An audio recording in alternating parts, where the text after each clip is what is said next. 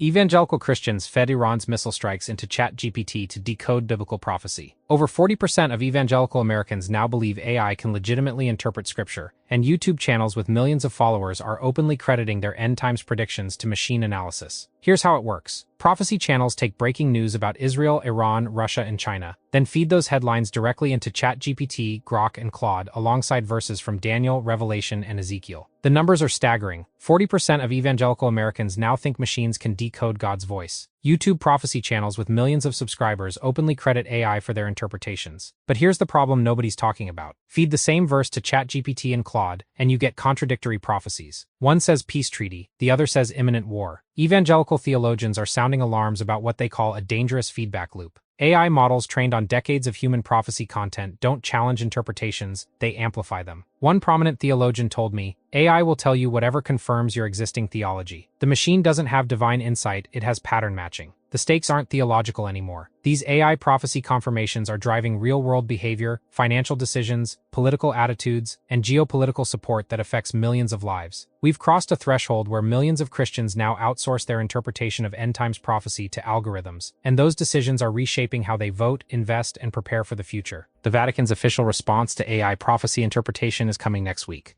and it's sharper than you'd expect.